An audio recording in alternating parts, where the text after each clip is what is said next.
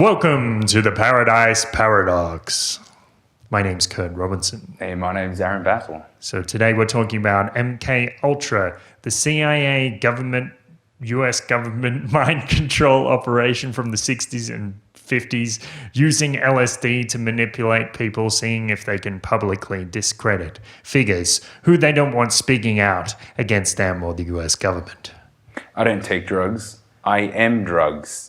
Which drugs are you on, and do you know about it? Salvador Dali was apparently a CIA operative. Now we know.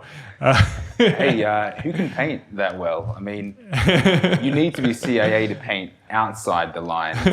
Jackson Pollock was actually funded by the CIA. You know that? No, I didn't know. That's a fact. That's cool. So we're talking about mind control in the media, and the historical precedent. Is it still relevant today? And how might they affect public figures or whistleblowers or other people who could be a threat to the institutions? What are you drinking? What are you watching? What are you reading? Are you controlling your own mind?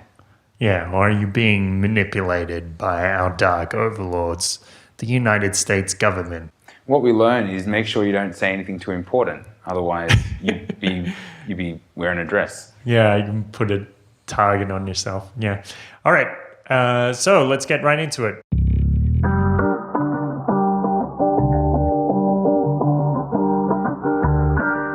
Press like on YouTube. Press like on Facebook. Subscribe on YouTube, iTunes, and Pocket Casts. Follow us on Twitter @BattleAZ, @TroubleBubble, and show your support and donate.theparadiseparadox.com. Welcome to the Paradise Paradox. My name is Kurt Robinson.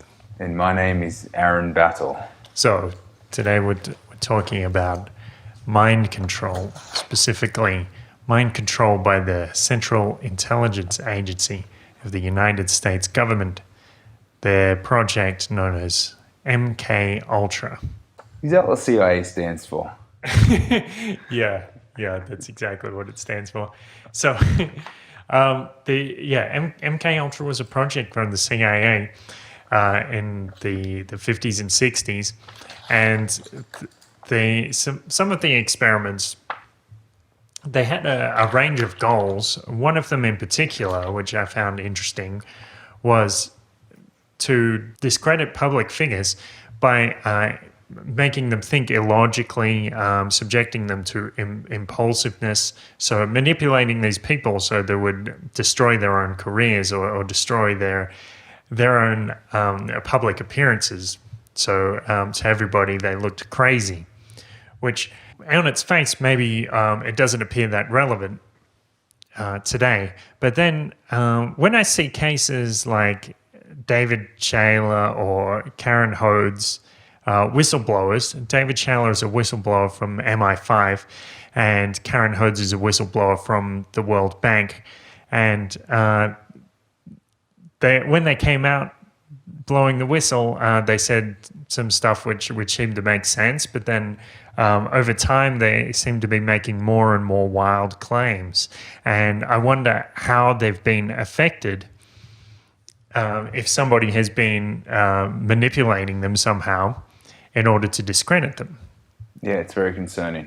Yeah. It's because these characters made a big jump from being credible sources of information.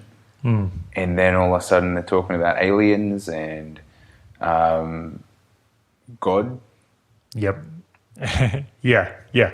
So we'd look at when the experiments started. So a lot of the experiments for MKUltra involved drugs. So, for example, one intravenous drip will be led into one arm of the subject with barbiturates, that is downers.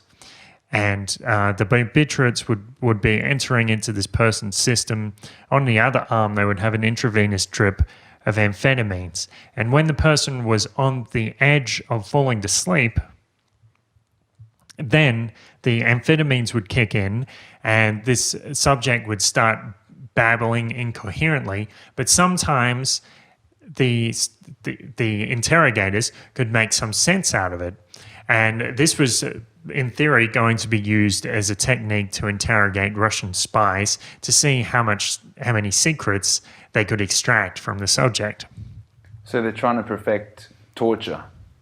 Well, Solution. you could call it torture, but I mean the thing about torture is it's normally based on pain. This wasn't exactly based on pain. It was more based on psychological manipulation using drugs and other methods.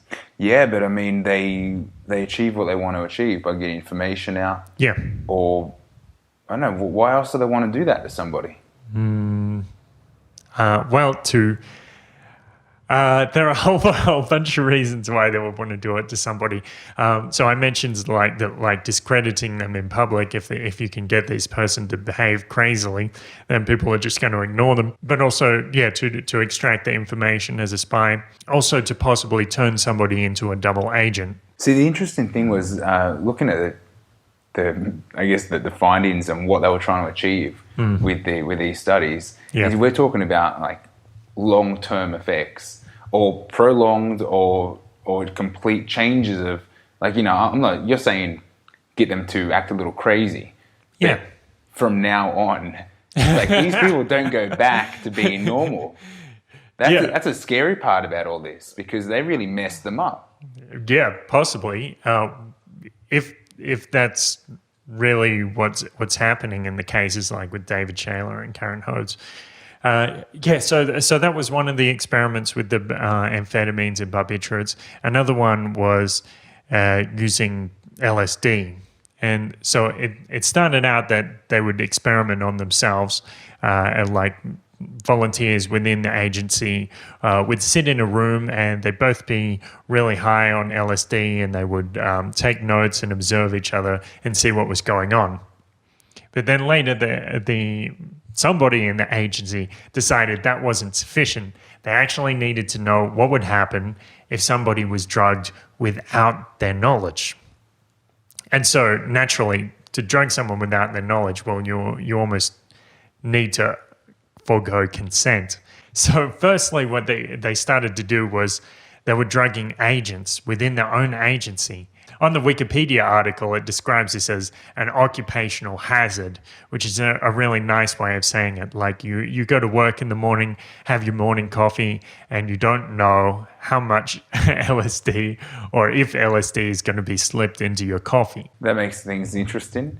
Maybe they had a buddy system. You got to take care of your mates. But, yeah. I mean, maybe that means your mates are the ones that are taking care of you. You know, how many sugars did you put in your coffee that morning? Yeah.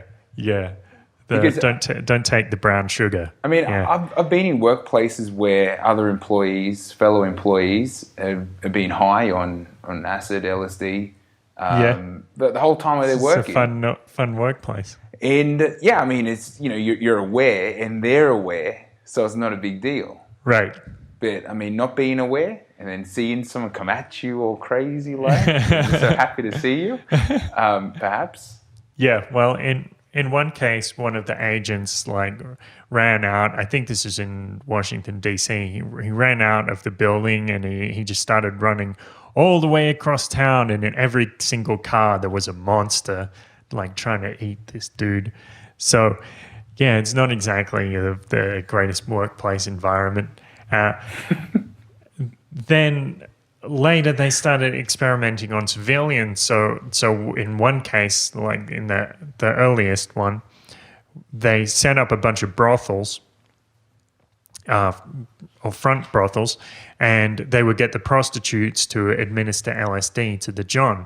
And so behind this mirror, of course, they were actually looking through and seeing how the John would act and watching what kind of strange behavior he would undergo.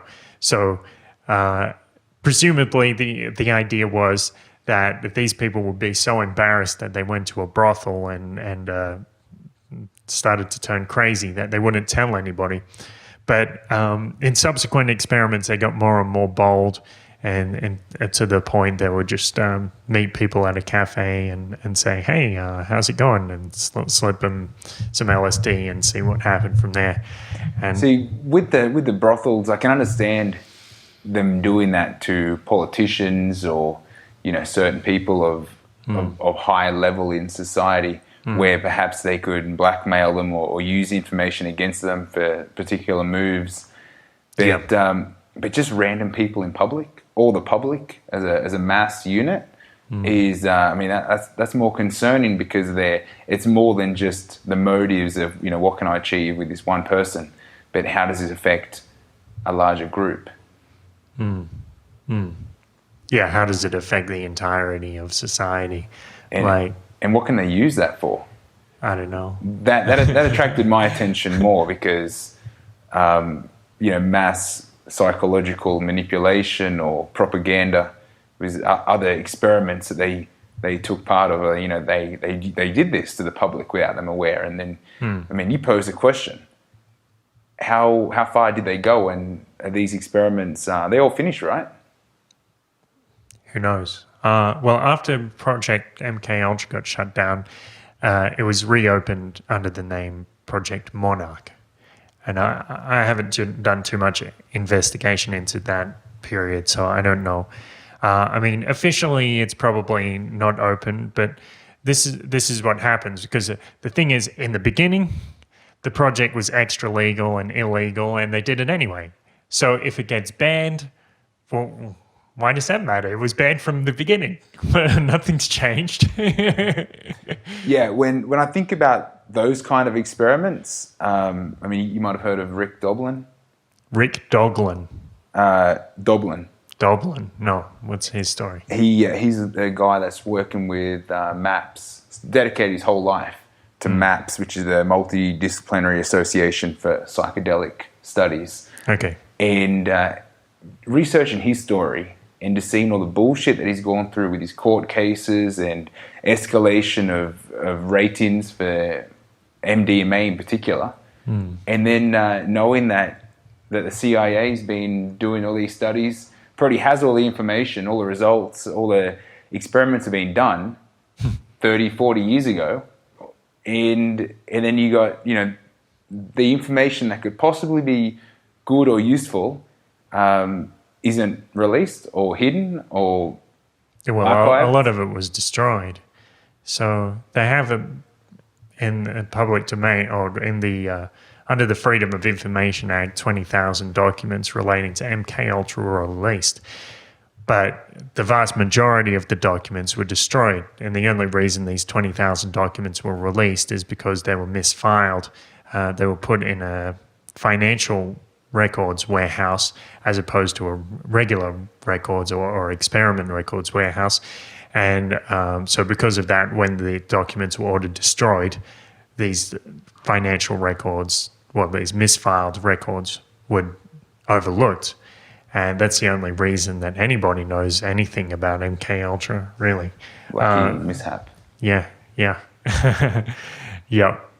And yeah, so if that hadn't happened, this could have been a cover-up. And it's kind of funny because, people always say, what, you expect the government to keep anything secret for that long? Well, if MKUltra hadn't been misfiled, it probably still would be a secret. So, yeah, I would say, it's, it's more or less possible for a government to maintain a secret, yes. Crazy conspiracies.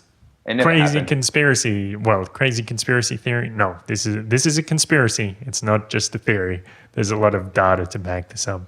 Yeah, it happened. Yeah. It's a concerning happening. Yes. Is that your new term for conspiracy theory? Concerning happening. It's a concerning happened. It's not a conspiracy theory. But if you want to call it conspiracy theory, that's cool.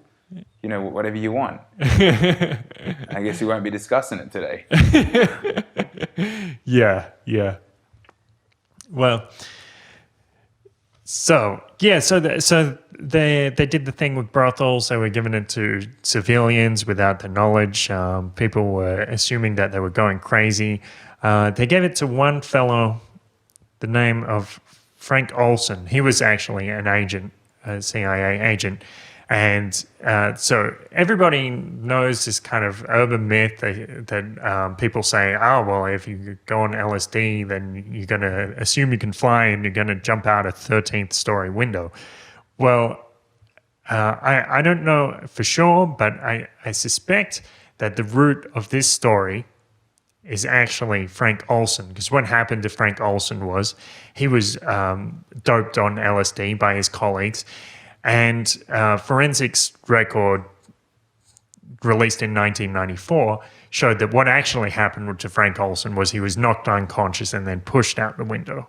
He didn't get high on LSD and say, oh, I can fly and jump out the window. So it's very different to what the popular story is. But that story is only popular because that happens to many young teens every year, correct? I don't know. I've never seen any evidence of that. Either have I. If someone can present it up, I would be interested. Yeah. So now I'm asking the question, why would they want to dispose of him that way?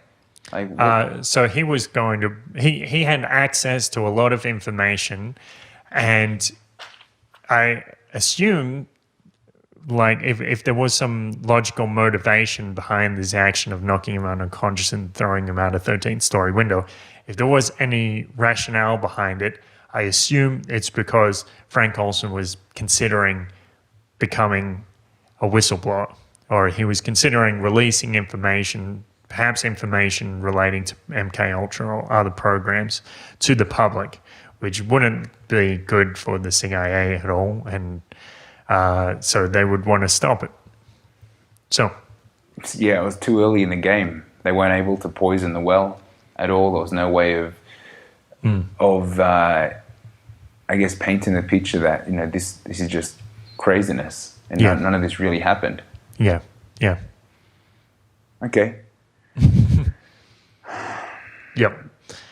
So then, they were also giving LSD to heroin addicts in exchange for more heroin. So they'd bribe them with drugs to take drugs, which today it seems kind of bizarre, because I'm sure there are a lot of people who would willingly take LSD for free, sponsored government plan. But another person who took it consensually was Ken Kesey, the author, the famous author, writer of One Flew Over the Cuckoo's Nest, which of course got made into the movie with Jack Nicholson. So, well, we're painting this whole picture like, you know, these drugs are bad, and the research that the findings were never really used or good for anything.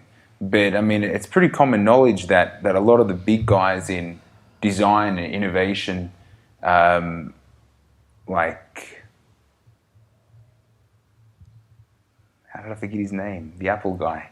Steve Jobs. Steve Jobs. He was known for his drug use. Right. It was quite open. That's what helped him design or see, I guess, the future.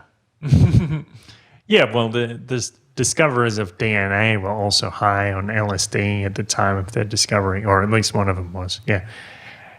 It's like as if this was available and open for people without the negative, the harsh overtone of drug use. Yeah. Perhaps if it was more open, then it wouldn't have to be so, I guess, taboo.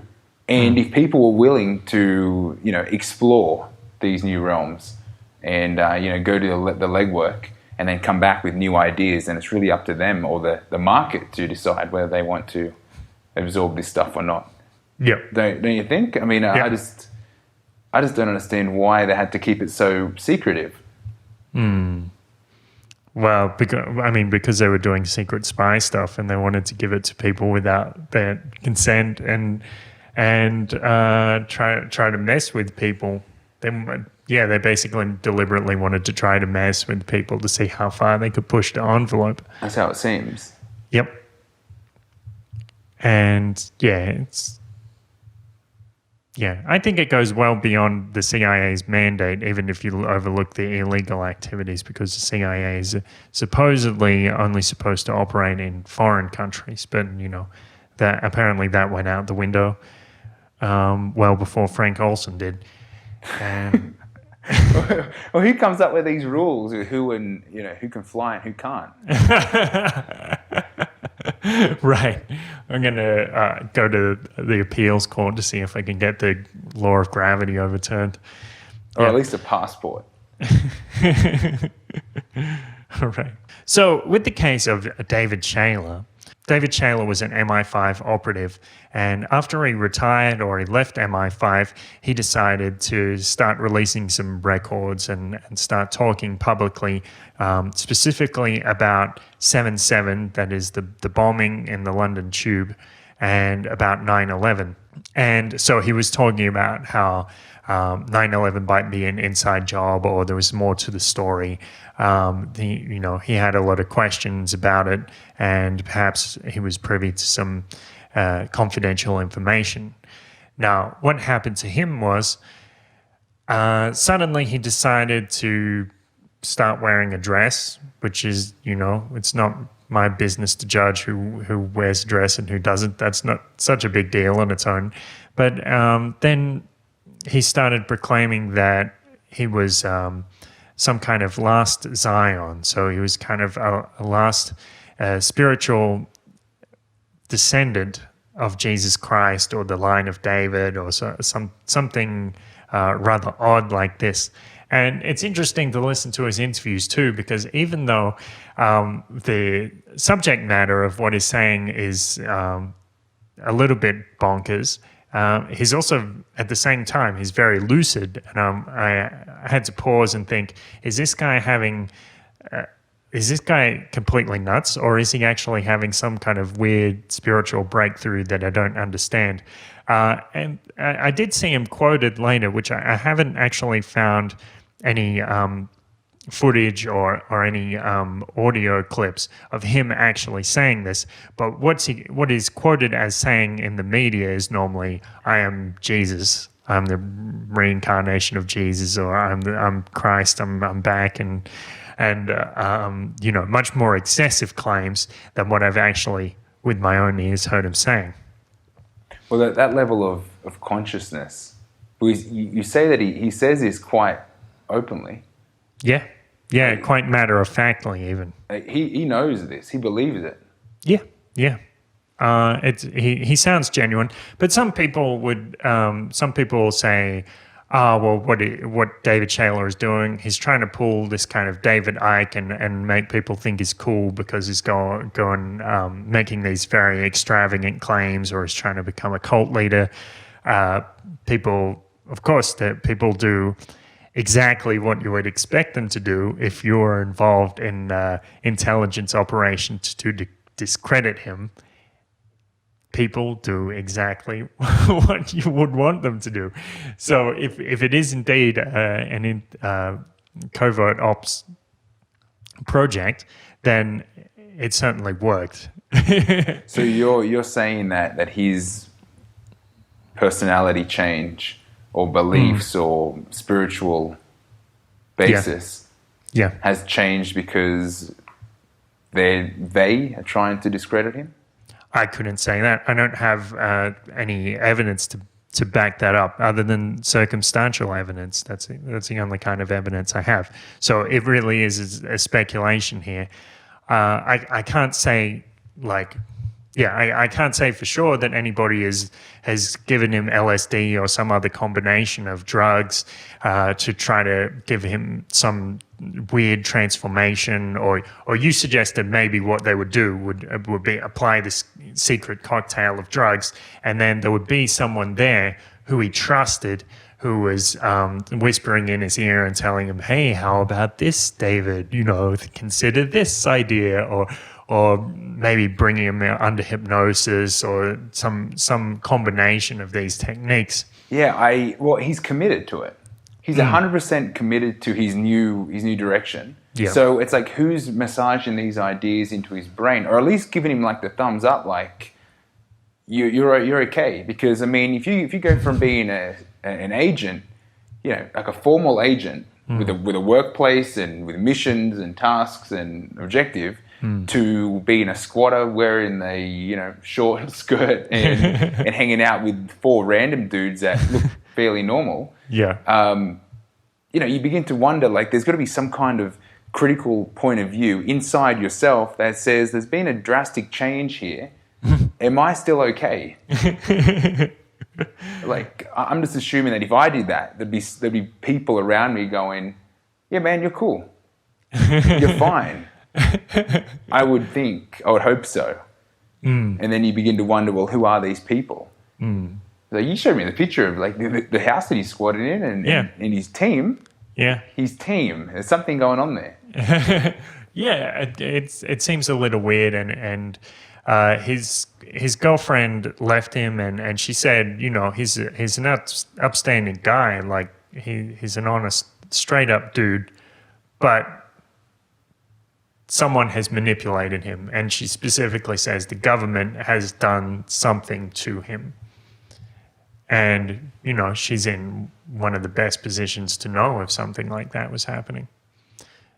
So I haven't really followed I never began to follow his story until you brought the latest craziness to my attention. Yeah. But with the information that he's bringing forward, was he hitting some good points? I don't know. I haven't heard that much. I mean, I've listened to so much crap about 9/11 over the years, and it all kind of just blends together. So I don't know. I'd have to check it out some more and review it. So yeah, and then the other case was Karen Hodes, the whistleblower. Well, everything that she was saying in regard to the mishappenings in the World Monetary Fund and international banks and the conspiracy for who's controlling what. Yep. And all the corruption that was going on in between. And just the way the whole system is set up. That was all fine. Yeah. Until she mentioned alien bloodlines. Aliens, just some David Icke type stuff, talking about how aliens run the world. And well, I still buy it came all that. out of nowhere. Like, I still entertain the idea because I've got no idea whether that's a possibility or not. Yeah. But when should you take it too far? Like, what was okay? She's talking about aliens running the world and how they I don't know what they're doing. I don't understand why aliens would want to control the whole financial system. Well, we don't know anything. Like, you can't come up with any assumptions about aliens' motivations because they're fucking aliens. Nobody knows what they would want to do. So she checks out? I don't know. I'm not saying that. I have no idea. I mean, it's interesting. I mean, if if the rest of the points are valid, maybe that deserves some investigation as well. Well, for me, it's fascinating. I enjoy hearing her interviews about that. But all of a sudden, I don't hear much from her anymore.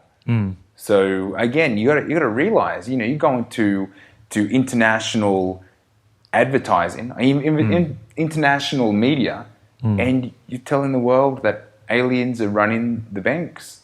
Yeah, just on RT, letting it loose. I'm all for that. That's cool. Watch us again at the Paradise Paradox. Watch us on YouTube, like us on Facebook. Watch us on YouTube, like us on Facebook. Tweet us on Twitter, and listen to us on iTunes or Pocket Casts. So, aliens control the financial system.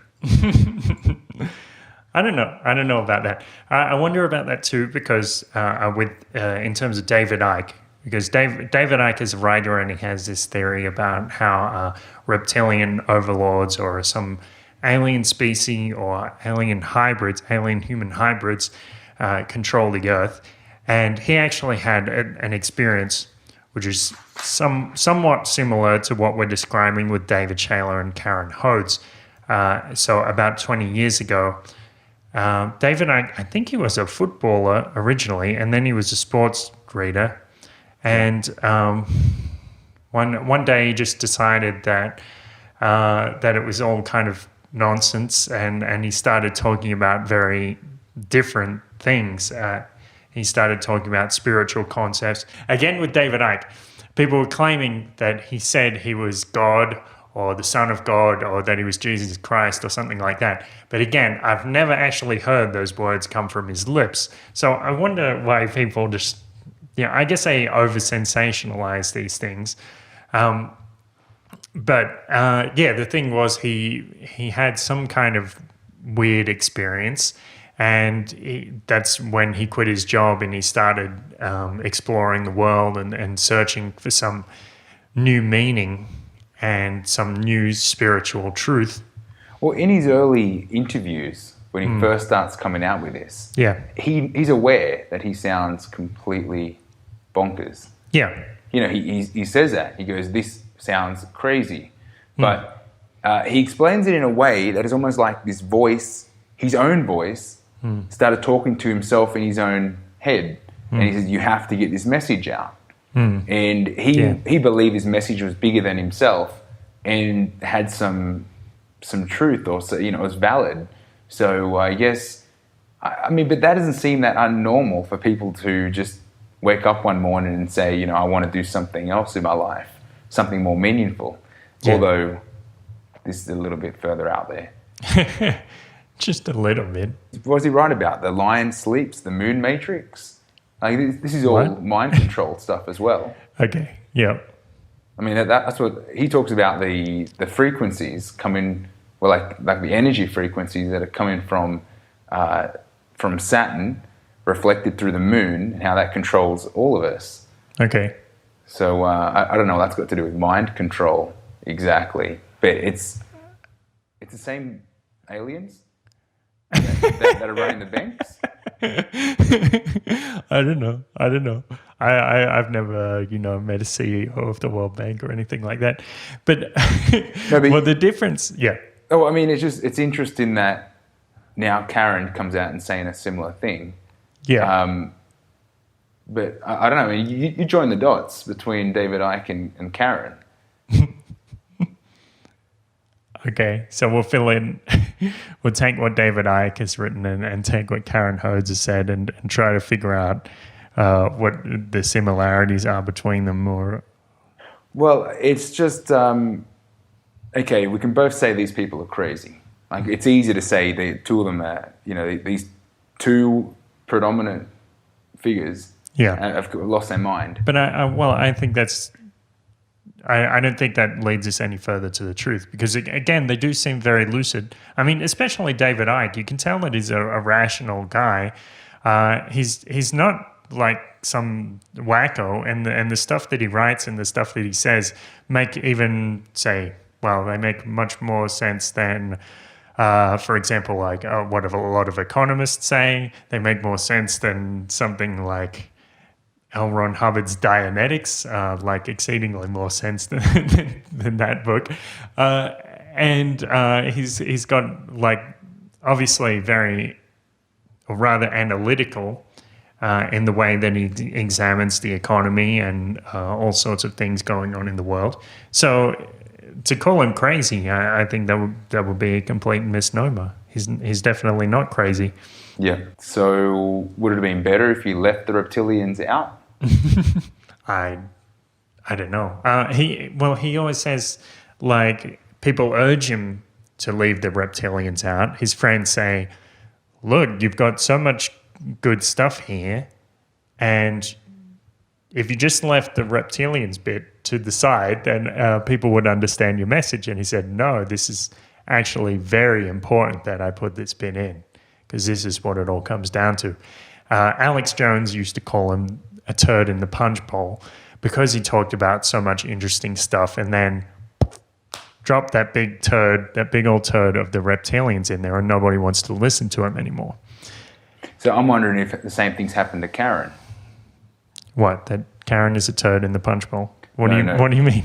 No, that Karen's turd in this case would have been the alien talk, because prior to that, well, that's what I'm saying, like about MKUltra, because that's the idea. If MKUltra was active on Karen, then the idea would be to discredit everything she's saying. That would be the plan. Yeah. Yeah. You see, the other examples where this seems to be pretty predominant is like with artists and Hollywood actors and all that. I don't think that's the same thing. Like I Okay. don't, when, for example, they talk about, Miley Cyrus or Britney Spears and how there's like a possible personality split, and a lot of people jump to pointing fingers. Well, I mean, articles online to say that there's some kind of MKUltra or mind control, or these are android humanoids and they're not exactly real people, and that's why we can see this split. Well, I mean, that was a Family Guy. All right, so your main source of information is from Family Guy. You heard it first. Yeah. No, I mean, well, they can use the same example and say, this is like the Illuminati with their mind control. But I don't think it is. I think these are just unfortunate cases where people are. I don't know. We were watching a video before, and this guy was analyzing Britney Spears' lyrics, and he's saying, "Look at this. Here, what she's saying voodoo, and that actually means electroconvulsive therapy." Well, there were some actual interesting things in that video, but to analyze their lyrics, I mean, to me, that looked like the kind of thing Charles Manson was doing with Beatles lyrics, interpreting them as something they were really not. And the other thing is, I don't even think Britney writes her own songs. So that's so far removed from reality. Well, that goes for all the actors. I mean, who designs their set, or who films their video clips? I mean, there's no. I'm not saying for all of them, but I would say the majority of big stars don't design every single little detail of their video clip and put their lyrics together and even choose what they wear. Yeah, that's right. Yeah. So. But that's not to say that they're not manipulated at some level. Yeah, well, we brought up that quote from Lauryn Hill the other week where she's saying that the stars are manipulated, they're even they're given the experience of drugs to try to stop them realizing their true power. And I would believe that has a lot to do with the music industry because, well, for so long, big pop stars have kind of been screwed and given bad deals. And like you can read this article which Courtney Love wrote about 15 years ago talking about how the music industry works and how you're given this recoupable advance, which then basically means the record label provides you all the services, overcharges you for them, puts you in debt for them, and then you have to live on the scraps after your record sells and you recoup all the costs. So it's obviously like that's not entirely mutually beneficial transaction, at least not if the artists could see the entire case, could see the entire facts clearly and had complete information. But usually by the time they get that far along and they have made their perceived success, they're usually too tied into contracts, or they've been taken to a brothel or two. Or fed LSD, is that what you're saying? Well, I'm not saying that didn't happen. I'm just saying if you're caught in a contract, and it's definitely not working out your way, you either fight it or you choose to stand down, depending on what you're facing. Like I think there's probably a lot of actors or artists that are caught in a tough situation just due to the circles they've been hanging out in.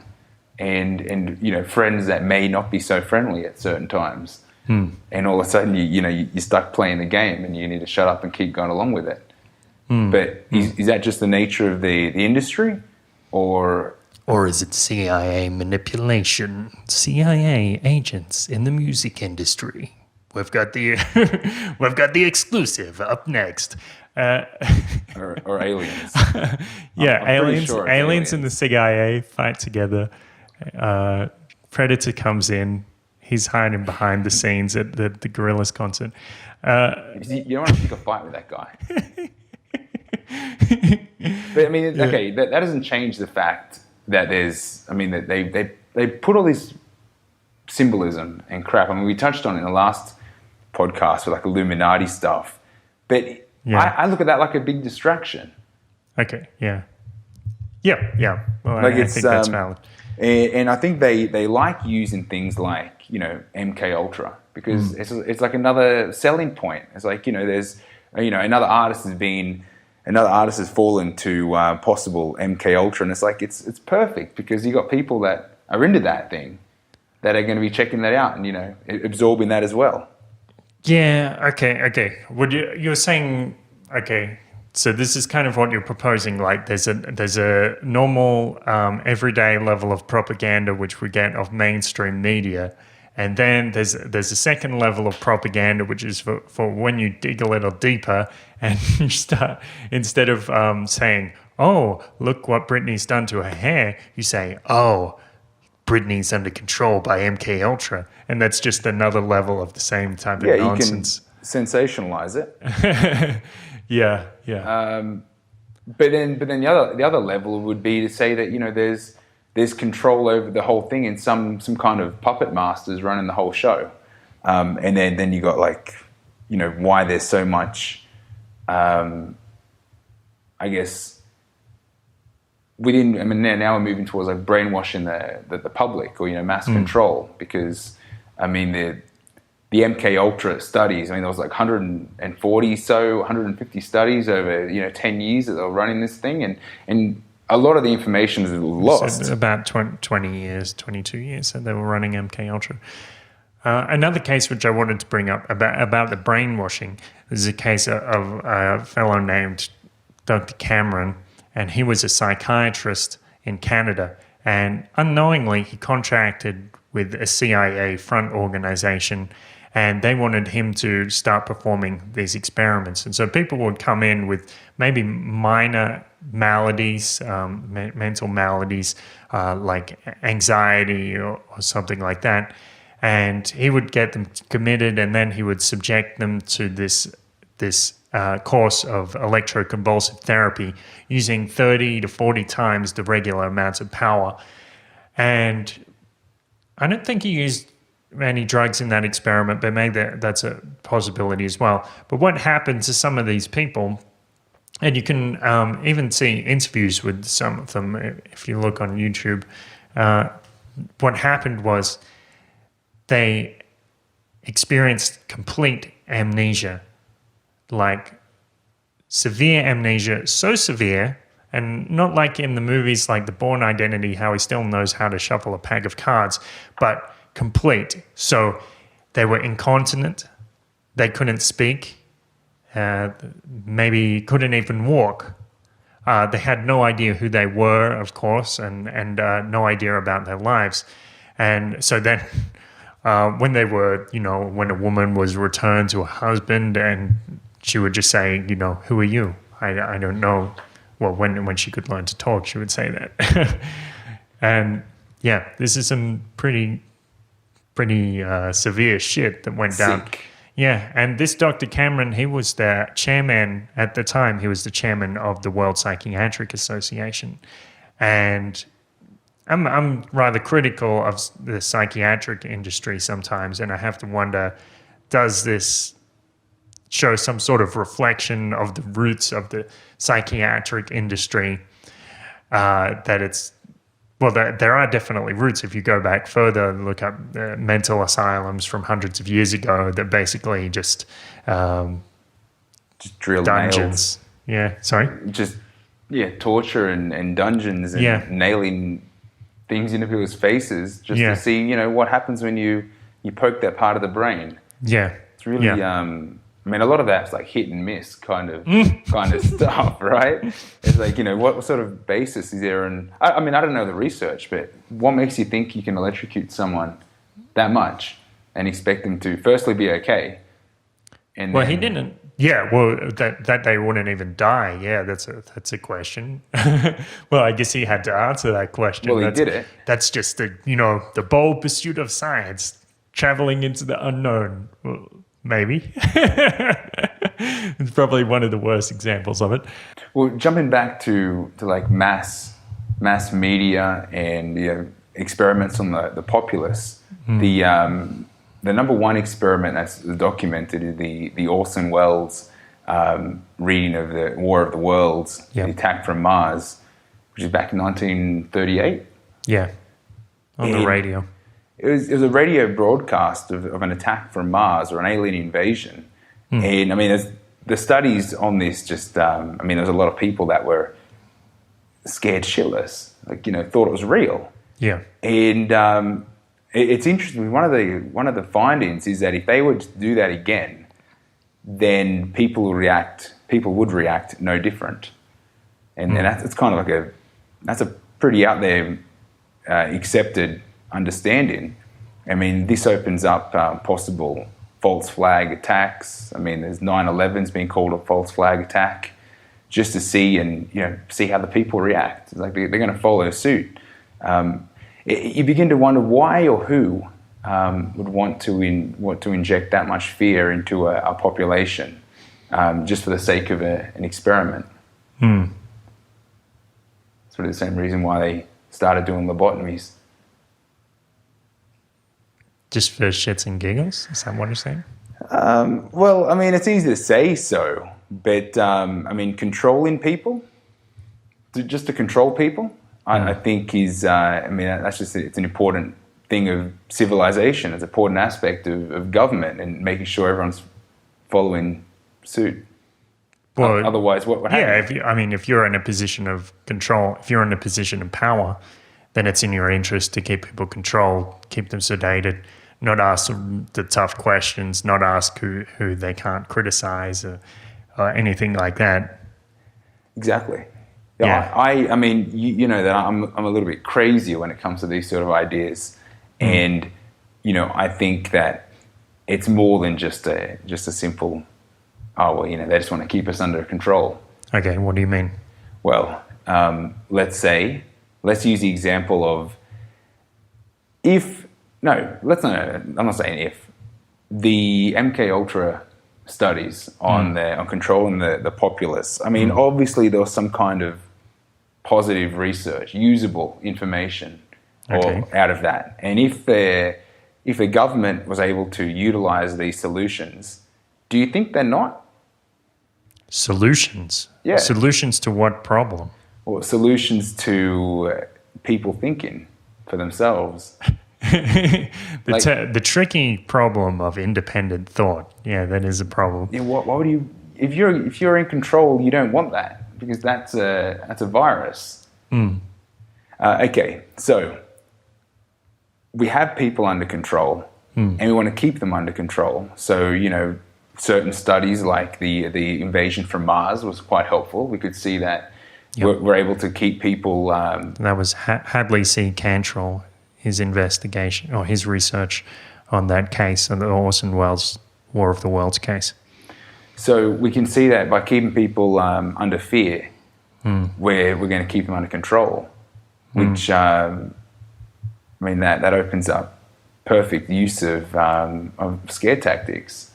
The use of a possible false flag event, such as a possible real alien invasion, whether it really is aliens or not. But just to seed the idea, you could, find prominent figures that are getting themselves out of control and, mind manipulate, control them to start seeding the ideas of aliens wanting to control the banking system or terraform the planet. I don't know. There's so many different ways to do it. I mean, I'm just saying, do you really think they're not doing something right now? Okay, so what you're really saying is that Karen Hodes could actually be not crazy and not a whistleblower. She's actually a sort of covert operative. She pretends to be a whistleblower, but her real goal is to inject the idea of aliens controlling the World Bank into public consciousness. Well, she didn't even want to do it. They replaced her, but she's that's what she's done. So when Karen Hodes blew the whistle, she was a regular person. Now she's switched out with an android changeling. Yeah, and if that doesn't work, she'll tell us that she's Jesus next week. Just to see how it goes, just to see how people react. Just to capture the market. There's a lot of religious people waiting for that guy to turn up. She's missed like the first mover advantage on that one, I think. Yeah, well, I mean, there's always room for competition. Yeah, okay. With these apparent open markets. Who's the better Jesus? Who are you going to get your salvation from this week? Well, the question is, who looks better in a dress? All right. Who looks better in the Turin Child? Well, Karen Hode's wearing the very fashionable Marc Jacobs Turin Child. My original thoughts on that were a little more in depth and maybe too long for the next 5 minutes. Okay, but I mean, we'll get into that another time. That's basically the gist of it. I mean, I wonder whether they're still. I mean, if we say, okay, there's a few examples of when people are going to be mind controlled, they're going to step out of line, and we've got to discredit people. I mean, like that's a really easy example because you can see people that fall into those categories. Yeah, anybody can do that at home with an Etch-a-Sketch and 3 tabs of acid. Yep. Yeah. So I'm saying, why can't you do that on YouTube? Okay. Yep. I mean, when we decided we were going to look up MKUltra and research, some of the experiments and what they're doing, there's so many crazy videos. And, you watch a couple in a row and you wonder, like, am I getting mind controlled right now? Like, are they going to upset or trigger something? And all of a sudden, I'm going to become God? Too late. Yeah. All they have to do is show you the right symbol on the TV and then boom. Apparently. I'm the son of Jesus or whatever. Well, another interesting video, which I showed you just now, was that the United States Broadcasting Service or some TV station in the United States in the 50s, when TV, I think from when TV first started, they would close down for the night around 8 or 9 or 10 p.m.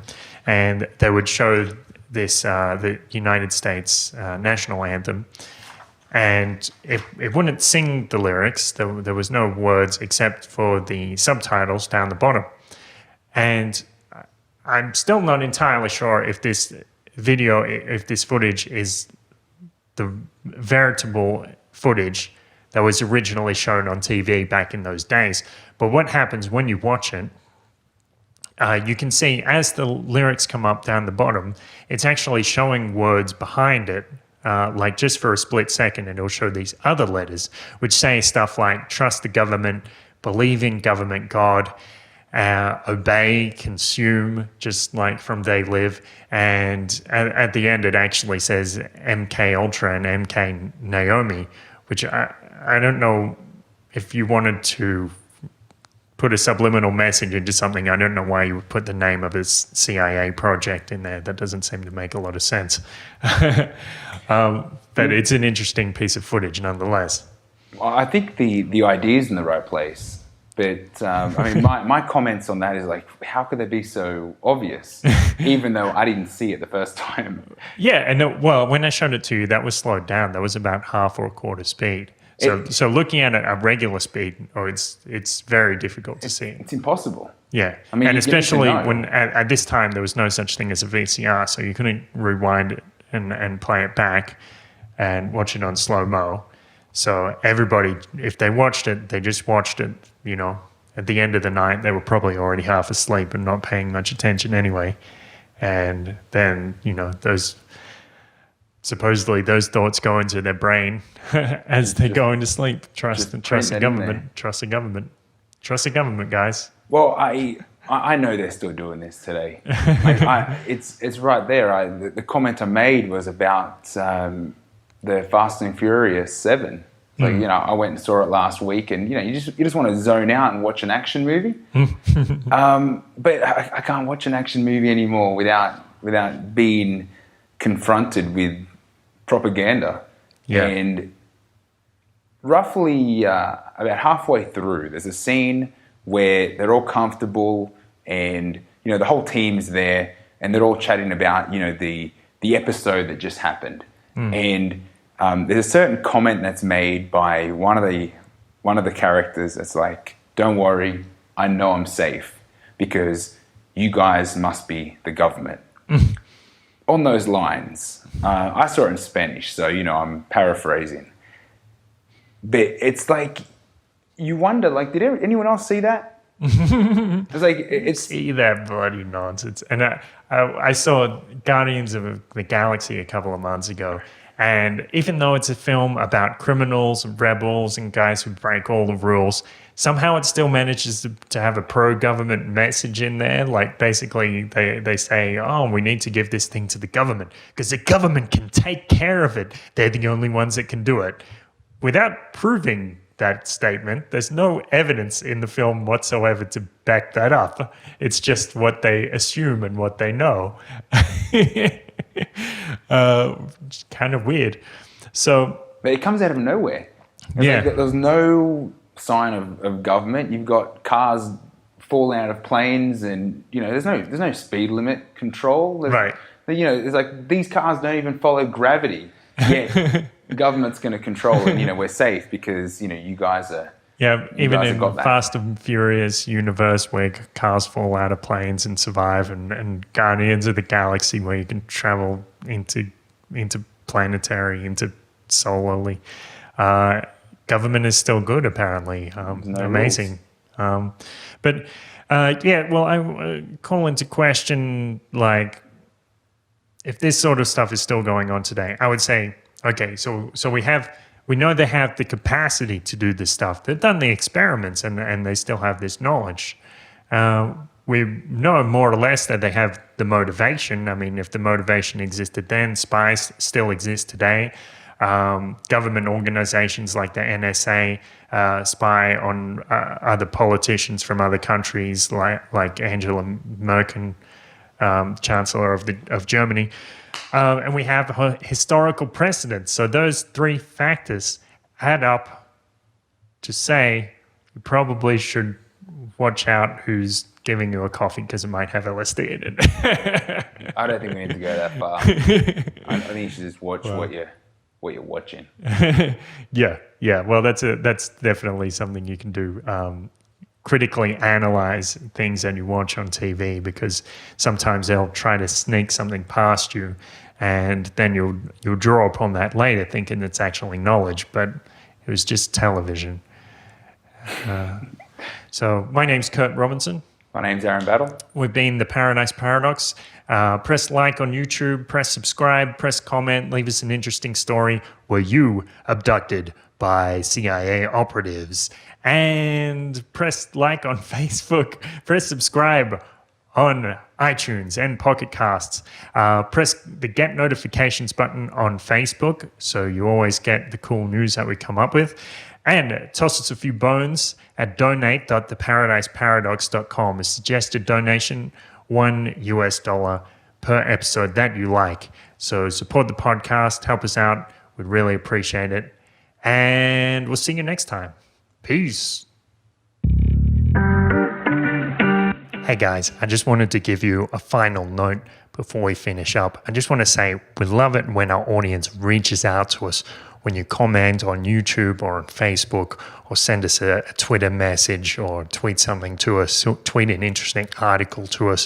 When you tell us what you like and what you would like to hear more of, we absolutely appreciate that. We appreciate having that connection with our audience.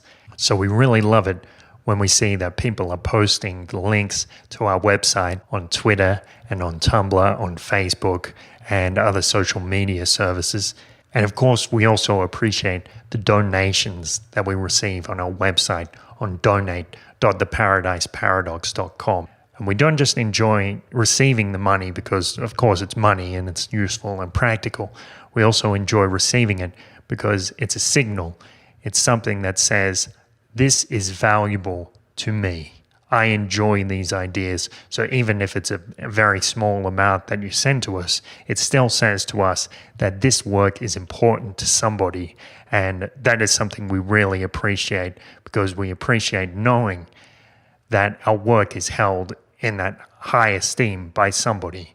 It really demonstrates to us that what we're doing is valuable and important, and that people appreciate what we're doing. Every time we log into PayPal or blockchain.info and we see somebody has cared enough to give us a little bit of money, or even a lot of money, It really represents to us something special. One final way that you can show support for the show without any extra cost to you is if you're going to buy something from Amazon, click on over to theparadiseparadox.com and press the link at the top that says Shop Amazon. That'll send you to a portal on Amazon.com, and that means whatever you buy, we will receive a small percentage of that. And it won't cost you anything extra. You don't have to pay a premium for that, but it does mean you can exercise your support for this show, and we really appreciate that as well. So thanks so much. Thank you for all the donations that we're receiving and all the support, everybody that's telling us to keep going, because that really does mean a lot to us. So thanks, guys. We'll talk to you soon.